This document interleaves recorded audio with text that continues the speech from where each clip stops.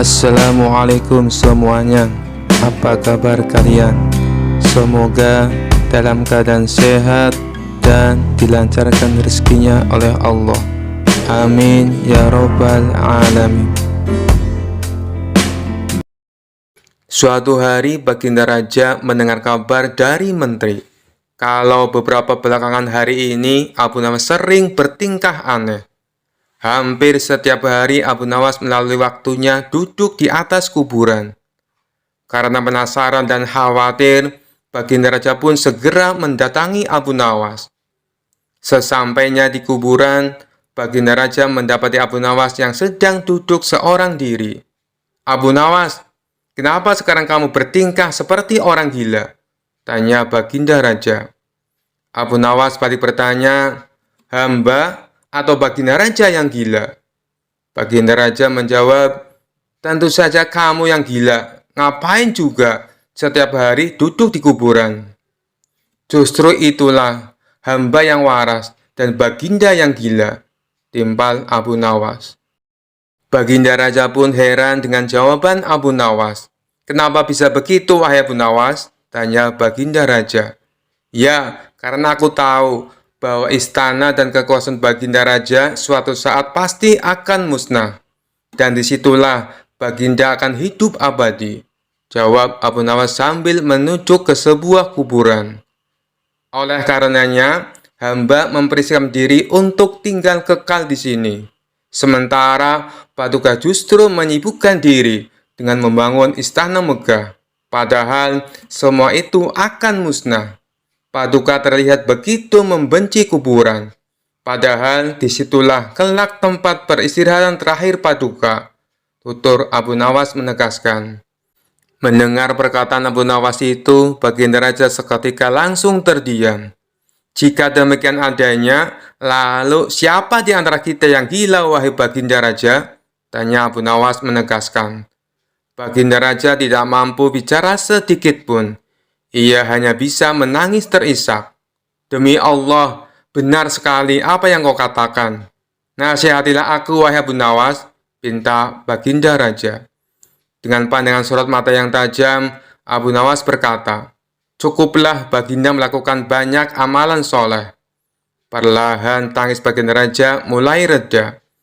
"Terima kasih atas nasihatnya, wahai Abu Nawas. Apakah kau mengingat sesuatu dariku?"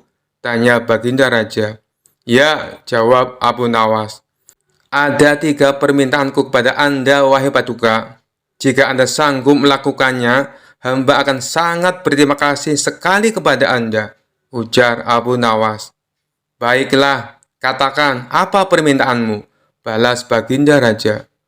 "Pertama, bisakah Paduka yang mulia menambah atau memperpanjang usia hamba?" tanya Abu Nawas. "Tentu saja aku tidak mungkin mampu melakukannya," jawab Baginda Raja. "Permintaan hamba yang kedua, mampukah Paduka Raja menjaga hamba dari malaikat maut?" tanya Abu Nawas lagi. "Tentu saja aku tak akan mampu, wahai Abu Nawas," jawab Baginda Raja. "Baik, sekarang permintaan hamba yang ketiga, mampukah Paduka memasukkanku ke surga dan menjauhkan diri hamba dari api neraka?" pinta Abu Nawas. "Itu juga tidak mungkin mampu aku melakukannya, wahai Abu Nawas," jawab Baginda Raja. Kemudian Abu Nawas berkata, "Kalau begitu, hamba tidak membutuhkan bantuan Anda. Silakan Paduka Raja pergi dari sini." Baginda Raja lantas meninggalkan Abu Nawas seorang diri di sebuah pemakaman yang penuh ketenangan. Kisah selanjutnya. Dikisahkan ada seorang bernama Ilham Alimuddin. Dia dulunya merupakan jenderal perang yang sangat terkenal, ahli siasat perang, jago negosiasi, dan juga kaya raya. Tapi karir berperangnya terhenti setelah mengalami kelumpuhan saat memimpin perang melawan Bizantium. Tidak berselang lama, anak istrinya juga ikut terbunuh. Ia pun akhirnya memilih untuk pensiun menjadi tentara. Sang jenderal ini hidup sendirian dengan kekayaannya yang berlimpah. Meskipun sudah tua dan menderita kelumpuhan, Naluri menantang orang masih melekat dalam diri sang jenderal. Tapi kali ini bukan menantang adu kekuatan fisik, melainkan adu kekuatan pikiran. Tampaknya ia bukan hanya ingin dikenal sebagai jenderal perang, tetapi ia juga ingin dikenal sebagai tokoh paling cerdik dan pandai di kota Baghdad. Untuk itulah, dia tak segan-segan memberikan banyak hadiah bagi siapa saja yang bisa menjawab teka-tekinya. Sampai hari ini, sudah 100 orang yang lebih yang dia tantang. Namun tak satu pun dari mereka yang berhasil mengalahkannya. Total pertanyaan yang diajukan jenderal ada 3. Tapi yang unik dari permainan ini, apabila berhasil menjawab soal pertama dan kedua, tetapi gagal menjawab pertanyaan yang ketiga, maka semua hadiahnya menjadi gugur. Hal inilah yang membuat orang-orang kesal dengan sang jenderal. "Aku kesal dengan sang jenderal yang lumpuh itu," kata seseorang kepada kawannya. "Pertanyaan pertama dan kedua berhasil aku jawab dengan benar. Tapi pas pertanyaan ketiga, dia tanya, siapakah malaikat yang menyiksa manusia? Langsung saja aku jawab malaikat Malik. Dia bilang jawabanku itu katanya salah." "Loh, bukannya jawabanmu itu benar?" tanya kawannya heran. Kamu juga salah. Aku kira kamu pintar. Yang benar itu malaikat Zabaniyah. Malaikat-malaikat hanya penjaga neraka," timpal orang tersebut kepada kawannya. Suatu hari, datanglah seorang pemuda ke rumah sang jenderal. Pemuda ini sangat terkenal pandai dan cerdik di kotanya. Ia menerima tantangan sang jenderal untuk menjawab teka-tekinya. Namun, seperti tamu-tamu yang lainnya, pemuda itu gagal mengalahkan sang jenderal. Karena kesal dan kecewa, pemuda itu pun berkata, "Wahai jenderal, apakah Tuan berani menantang Abu Nawas?" "Wah, ide bagus itu. Sampaikan kepada Abu Nawas, saya menantang dia." Maka pergilah pemuda itu ke rumah Abu Nawas dan menyampaikan tantangan tebal dari sang jenderal. Sementara sang jenderal menyiapkan materi yang lain dari biasanya. Bisa dibilang, kali ini teka-tekinya sangat sulit dipecahkan. Itu karena mengingat reputasi Abu Nawas adalah pujangga yang cerdik dan mempunyai 1001 akal. Oleh karenanya, sang jenderal sangat berhati-hati dan tidak sembarangan dalam membuat pertanyaan. Esok harinya, datanglah Abu Nawas ke rumah sang jenderal. "Silakan masuk Abu Nawas," sambut sang jenderal kepada Abu Nawas. Ternyata sang jenderal telah menyiapkan hidangan untuk tamu istimewanya itu. Setelah selesai makan dan minum, sang jenderal tanpa basa-basi mengutarakan niatnya. "Begini Abu Nawas, saya ada 3 pertanyaan untuk kamu. Kalau kamu bisa menjawabnya, dan ini khusus untuk kamu, hadiahnya akan saya tambah 2 kali lipat. Bukan 100.000 dirham, tetapi 200.000 dirham." Abu Nawas langsung terperanjat dengan hadiah yang ditawarkan oleh sang jenderal.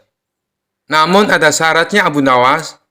Kalau kamu tidak bisa menjawab semua pertanyaanku, sebagai hukumannya kamu harus berpidato di depan umum.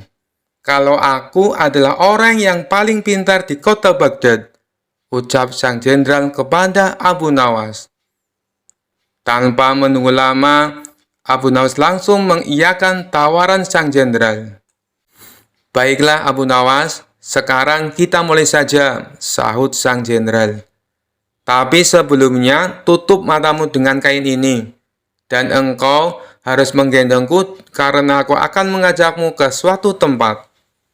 Maka dengan mata tertutup kain, Abu Nawas menggendong sang jenderal. Kemudian, sang jenderal mengajak Abu Nawas ke tempat peternakan unta miliknya, di mana tempat itu tidak pernah dimasuki oleh orang lain. "Berhenti Abu Nawas," kata sang jenderal. "Pertanyaan pertama, Katakan apa yang ada di hadapanmu, tanya sang jenderal. Ini gila, mana mungkin saya tahu dengan keadaan mata tertutup, pikir Abu Nawas.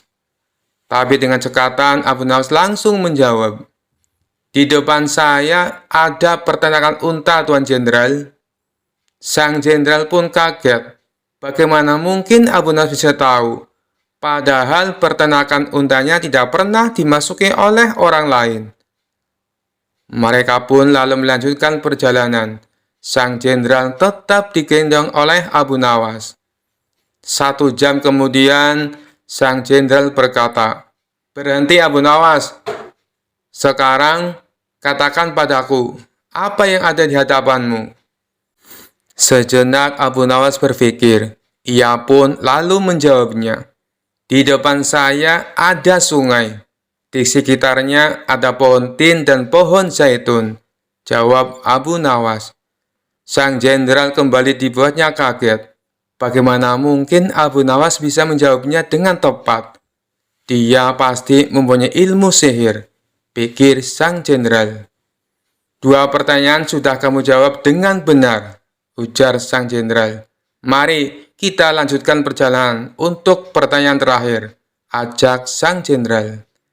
Sang jenderal kemudian menuntun Abu Nawas melewati gurun, hingga sampailah mereka berdua ke tempat pelacuran yang terletak di tengah-tengah padang pasir. "Berhenti Abu Nawas. Sekarang katakan padaku, apa yang ada di hadapanmu?" tanya sang jenderal. Abu Nawas tidak langsung menjawab. Ia berkonsentrasi penuh.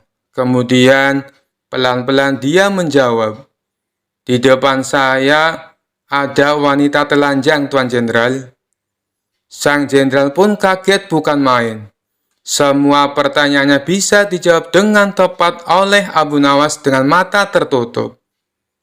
Sesuai kesepakatannya, akhirnya esok paginya sang jenderal menyerahkan hadiahnya di depan istana dan disaksikan oleh Baginda Raja dan masyarakat. Tapi sebelum memberikan hadiahnya, sang jenderal berpidato menceritakan pengalaman mereka berdua. "Wahai Abu Nawas, saya masih penasaran. Bagaimana kamu bisa menjawab semua pertanyaanku, sedangkan kedua matamu tertutup kain?" tanya sang jenderal. "Itu mudah saja, Tuan Jenderal," jawab Abu Nawas. "Ketika Tuan mengajukan pertanyaan pertama, kaki saya menginjak kotoran unta. Dari situlah saya menebak kalau saya berada di peternakan unta." Baginda Raja tersenyum mendengar jawaban Abu Nawas, sedangkan sang jenderal hanya bisa geleng-geleng kepala. "Lalu dengan pertanyaan kedua, bagaimana kamu bisa menjawab dengan tepat?" tanya sang jenderal. Abu Nawas kembali menjawab, "Meskipun mata saya tertutup, tapi telinga saya bisa mendengar adanya suara air mengalir dan burung puyuh yang berkicau. Burung puyuh hanya mau makan biji-bijian buah tin dan zaitun. Sedangkan pohon tin dan zaitun hanya tumbuh di pinggiran sungai." Lagi-lagi Baginda Raja tersenyum. Sang jenderal dibuatnya terperangah dengan jawaban Abu Nawas. "Baiklah, semua jawabanmu itu masuk akal. Tapi, kenapa kamu juga bisa menebak dengan tepat atas pertanyaan yang ketiga?" tanya sang jenderal penasaran.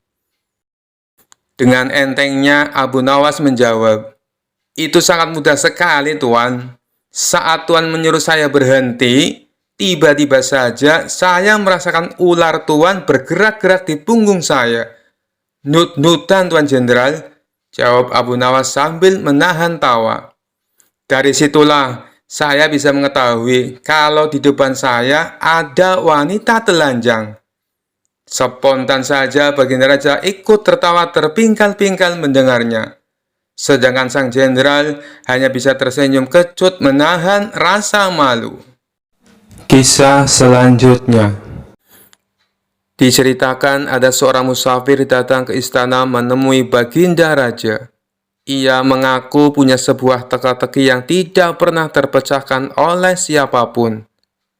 Baginda Raja yang memang suka dengan permainan tersebut meminta si musafir untuk menunjukkan teka-tekinya. "Apakah teka-tekimu berupa pertanyaan?" tanya Baginda Raja. "Bukan, Paduka Yang Mulia," jawab si musafir. "Baiklah, coba tunjukkan padaku. Barangkali aku bisa menebaknya," balas Baginda Raja. Kemudian si musafir membuat garis lingkaran dengan menggunakan tongkatnya. "Silahkan, Paduka," jawab si musafir. "Apa yang harus aku jawab? Bukankah itu hanya sebuah lingkaran?" tanya Baginda Raja bingung. "Jawabannya bukan dengan kata-kata, Paduka. Tapi Paduka harus membuat garis di antara lingkaran itu," jelas si pemuda. Mendengar hal itu, Baginda Raja bertambah bingung. Akhirnya Baginda Raja mengundang para pejabat istana dan seluruh orang terbelajar untuk menjawab teka-teki yang aneh itu. Akan tetapi, mereka semua tidak ada yang bisa menebaknya. Jangankan untuk menebak, untuk memahami maksud teka-tekinya saja, mereka sama sekali tidak tahu.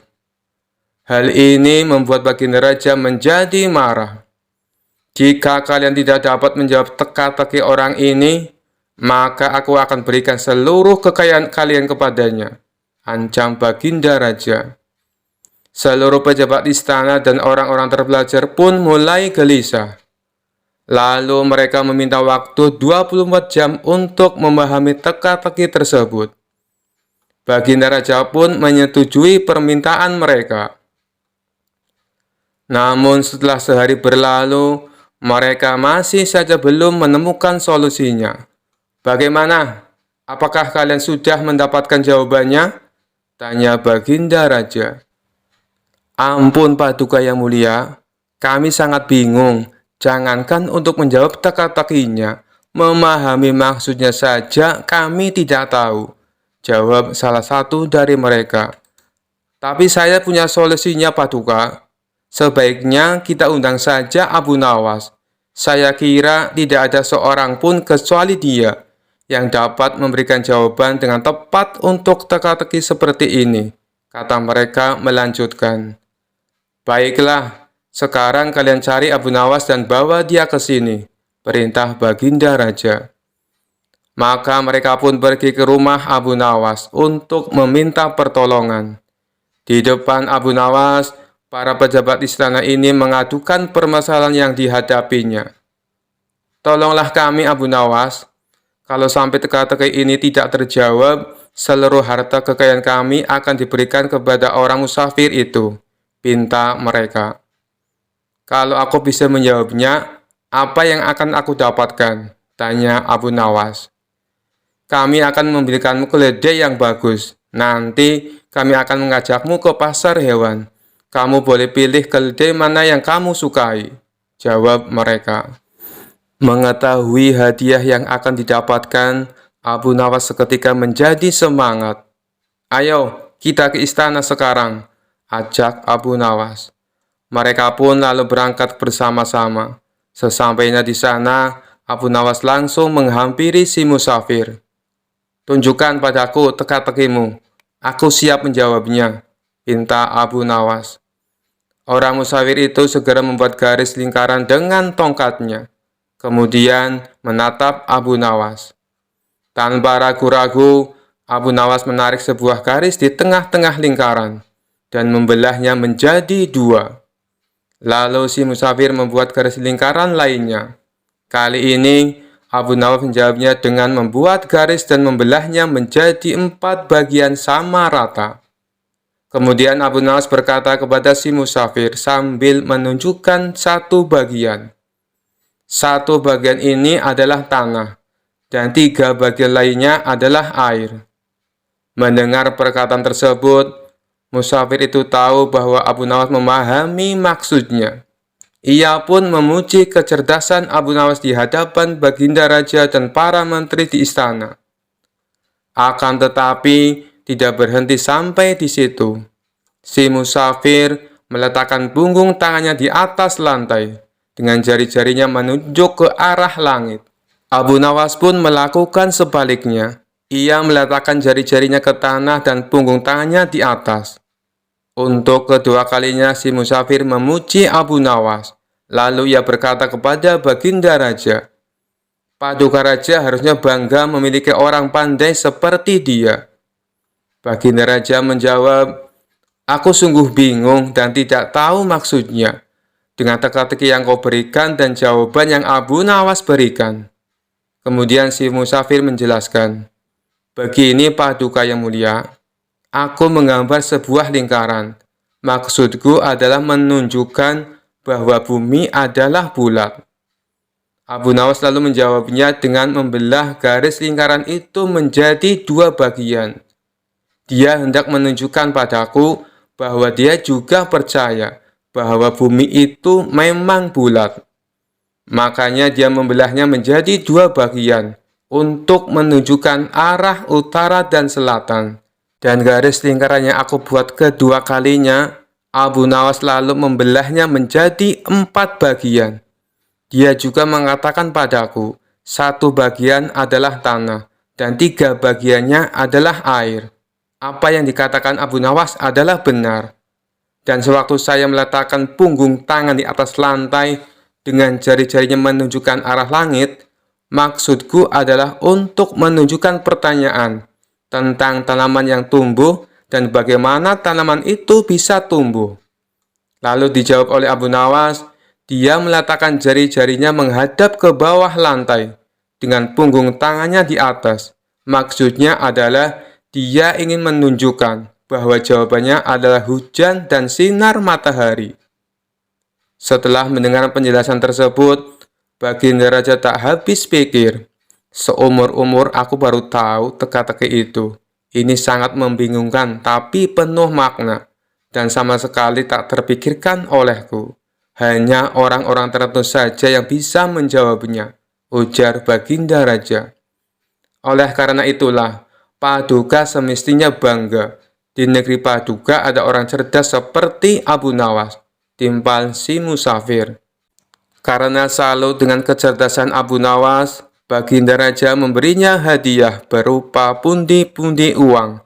Sementara para pejabat istana yang terselamatkan oleh Abu Nawas mengucapkan terima kasih dan membelikannya seekor keledai. Kisah selanjutnya. Tidak seperti biasanya, di istana Raja Harun al-Rasyid terlihat ramai banyak tamu berkumpul. Ternyata ada pertemuan para ulama bersama Baginda Raja. Setelah selesai membicarakan berbagai masalah agama dan negara, di sela-sela waktu santainya, sang raja melontarkan pertanyaan kepada para ulama. Adakah di antara kalian yang tahu, kira-kira Allah sedang apa sekarang? Tentu saja pertanyaan itu tak lazim, namun memang begitulah karakter Baginda Raja. Apakah Paduka tidak mempercayai keberadaan Allah? Tanya balik salah satu dari mereka. Saya sangat percaya adanya Allah, dan saya percaya Allah maha segala-galanya, menguasai segala alam semesta dan alam akhirat. Yang saya tanyakan, kira-kira Allah sedang apa sekarang? Para ulama saling berpandangan satu sama lain. Mereka bingung harus menjawab apa. Tidak elok rasanya Baginda bertanya seperti itu.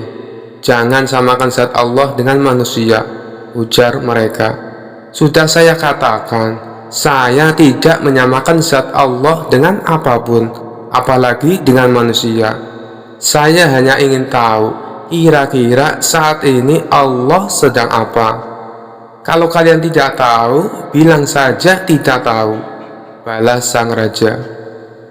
Sejenak suasana menjadi hening. Lalu Baginda Raja teringat dengan sosok Abu Nawas. Mungkinkah Abu Nawas bisa menjawab pertanyaanku ini? Ucap Baginda Raja dalam hati. Kemudian Baginda Raja menyuruh para pengawal untuk segera memanggil Abu Nawas ke istana. Berangkatlah beberapa pengawal pergi menuju rumah Abu Nawas. Setibanya di sana, ternyata Abu Nawas tidak ada di rumah. Sang istri memberitahu kalau Abu Nawas sedang minum kopi di warung. Para pengawal istana pun segera menuju ke sana. Sementara Abu Nawas yang sedang asik kumpul bareng temannya di warung ditanya oleh salah satu kawannya, "Hei Abu Nawas, kemarin dapat proyek apa dari Baginda Raja? Pastinya Baginda Raja memberimu banyak hadiah." "Tidak ada," jawab Abu Nawas singkat.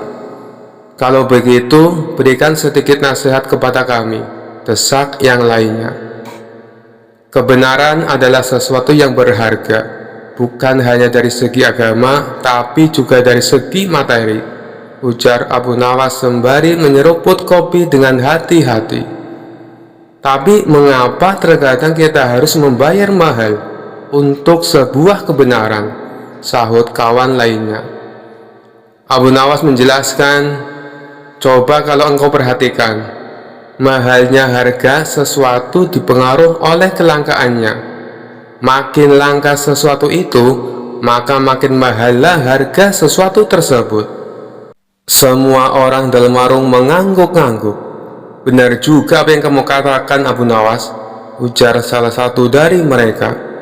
Belum lagi Abu Nawas menghabiskan kopinya, tiba-tiba datang beberapa orang pengawal istana. "Abu Nawas, kamu dipanggil untuk menghadap Baginda Raja sekarang."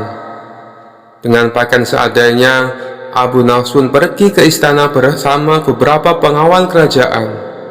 Setibanya di istana, terlihat tampak beberapa ulama sedang berkumpul. Sang raja tampak duduk berwibawa di singgasananya. Begitu melihat Abu Nawas, Baginda Raja langsung memanggilnya. "Sini ke depan, Abu Nawas," titah Baginda Raja. Abu Nawas pun segera merapat ke depan setelah mengucapkan salam kepada para ulama. Belum lagi Abu Nawas duduk sempurna, tanpa basa-basi, Baginda bertanya kepada Abu Nawas, "Ini para ulama yang ada di sini, tidak ada yang bisa menjawab pertanyaan saya. Saya ingin menguji kecerdasanmu. Apa kamu bisa menjawabnya atau tidak?" kata Baginda Raja kepada Abu Nawas. "Wahai Paduka yang mulia, bukankah beliau-beliau ini adalah ulama yang berilmu agama tinggi, sedangkan hamba hanyalah orang biasa? Rasanya tidak pantas kalau saya yang menjawabnya," sahut Abu Nawas. "Tapi kalau boleh tahu, pertanyaan macam apakah yang Baginda tanyakan?" Baginda Raja berkata, "Tadi saya bertanya kepada para ulama di sini, kira-kira Allah sedang apa sekarang? Tapi tak ada satupun yang bisa menjawabnya. Apakah kau tahu Allah sedang apa sekarang?" Mendengar pertanyaan aneh itu, sejenak Abu Nawas terdiam. "Saya bisa menjawab pertanyaan itu, tapi ada syaratnya," sahut Abu Nawas. "Apa syaratnya?" tanya Baginda Raja sedikit terkejut.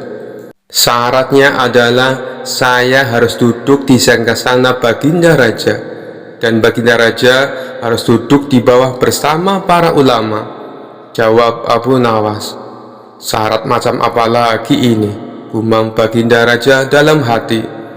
Tapi karena penasaran dengan jawaban Abu Nawas, Baginda Raja pun menuruti permintaan Abu Nawas.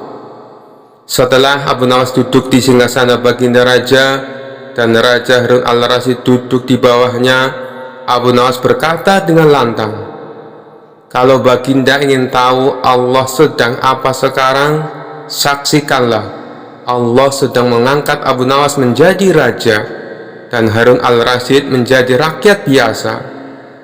Spontan Baginda Raja pun tertawa mendengar ucapan Abu Nawas, diiringi oleh beberapa ulama yang sedang duduk di sampingnya. "Kamu memang pintar, Abu Nawas. Kamu malah memanfaatkan pertanyaan ini untuk bisa duduk di atas singgasanaku. Tapi memang yang kamu katakan itu benar, maka aku pun tak bisa marah kepadamu." Baginda Raja pun memberikan hadiah kepada Abu Nawas atas kecerdasannya. Kisah selanjutnya. Suatu ketika Abu Jahal yang merupakan tetangga dekat Abu Nawas sedang mempersiapkan pesta besar di rumahnya. Hampir semua kerabat dan tetangga terdekat diundang, kecuali Abu Nawas. Meski demikian, Abu Nawas tidak menaruh rasa benci kepada Abu Jahal, sebab ia tahu persis wataknya. Mengenai pesta yang akan Abu Jahal adakan tanpa mengundang Abu Nawas, sebenarnya hanya bertujuan ingin membalas dendam. Pasalnya selama ini usaha Abu Jahal untuk mengerjai Abu Nawas selalu gagal.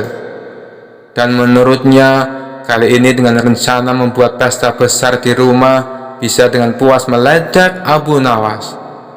Pesta yang akan diselenggarakannya terbilang tidak main-main. Abu Jahal bahkan mengundang koki ternama dari negeri seberang. Ia rela membayar upah cukup mahal supaya bersedia memasak di rumahnya. Tentu saja karena yang memasak adalah koki ternama, cita rasa masakan yang dibuatnya pastilah lezat dan menggugah selera. Kala itu Abu Nawas yang sedang duduk di depan rumah tanpa sengaja mencium aroma masakan yang begitu lezat. Betapa nikmatnya aroma masakan ini, apalagi kalau sampai memakannya, gumam Abu Nawas. Ia pun penasaran dari mana asal aroma masakan itu. Abu Nawas lalu berjalan menelusuri mencari asal bau masakan yang lezat tersebut. Dan ternyata berasal dari rumah Abu Jahal yang sedang mempersiapkan pesta. Melihat kehadiran Abu Nawas di rumahnya, terbesit di benak Abu Jahal untuk meledaknya. Tapi ternyata itu tidak jadi dilakukan, sebab Abu Jahal mendapatkan ide yang lebih konyol. "Abu Nawas, ngapain kamu di situ?" teriak Abu Jahal. Abu Nawas yang sedang asik menghirup aroma masakan langsung kaget mendengar teriakan Abu Jahal. "Tidak ngapa-ngapain Abu Jahal," sahutnya. "Kamu jangan bohong Abu Nawas. Kurang ajar, kamu pasti sedang mencuri bau masakanku," timpal Abu Jahal. Namun Abu Nawas tidak menghiraukan Abu Jahal. Ia memilih balik ke rumah. Tapi ketika baru saja melangkah, Abu Jahal langsung menghalanginya. "Tunggu, kamu tidak boleh pergi seenaknya. Kamu harus membayar bau masakan yang kamu curi," bentak Abu Jahal. Perkataan Abu Jahal ini sempat membuat Abu Nawas heran dan terkejut. "Apa? Bayar? Hanya mencium bau masakan disuruh bayar?" tanya Abu Nawas tidak percaya. "Benar, karena masakanku ini dibuat oleh koki profesional dengan bayaran mahal," jawab Abu Jahal sombong. Dikarenakan tidak ada yang mau mengalah, pertengkaran kedua orang ini mengundang perhatian warga setempat. Para warga pun langsung mengerumuni mereka berdua dengan tujuan melerai. Sudah, begini saja, daripada kalian ribut di sini, lebih baik masalah ini kalian bawa ke pengadilan. Biar Tuan Hakim yang menentukan siapa yang benar dan siapa yang salah, saran dari salah seorang warga. "Baik, saya tidak takut. Ayo kita ke rumah Tuan Hakim," tantang Abu Jahal. Maka keduanya pun diantar warga pergi menuju rumah Tuan Hakim. "Ada masalah apa ini?"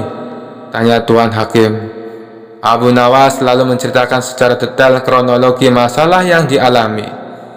"Masa sih hanya mencium bau masakan disuruh bayar Tuan Hakim? Ini kan aneh," kata Abu Nawas heran.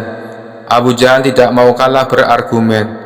"Tuan Hakim, bila seseorang mengambil sesuatu milik orang lain, sedangkan orang lain itu tidak ikhlas, bukankah itu namanya mencuri?" tanya Abu Jahal. "Benar, orang tersebut bersalah dan bisa dituntut hukuman," jawab Tuan Hakim. "Nah, begitu juga dengan hamba Tuan Hakim. Di rumah hamba sedang memasak makanan lezat, dan Abu Nawas ini telah menghirup aroma masakan yang berasal dari rumah hamba, sedangkan hamba tidak ikhlas Tuan Hakim. Bukankah itu termasuk perbuatan mencuri?" tanya Abu Jahal lagi. "Oleh karena itu hamba menuntut supaya Abu Nawas membayarnya," kata Abu Jahal melanjutkan. Ada benarnya ucapan Abu Jahal, tapi masa iya hanya gara-gara mencium masakan harus disuruh bayar, pikir Tuan Hakim. Sementara Abu Nawas melihat gelagat Tuan Hakim yang tampak kebingungan menangani masalah ini, Abu Nawas tahu kalau Tuan Hakim adalah orang yang bijak. Tapi karena pintarnya Abu Jahal dalam mengolah kata, membuat Tuan Hakim jadi kebingungan. Begini saja Tuan Hakim, hamba mengaku bersalah dan hamba bersedia membayar, ujar Abu Nawas.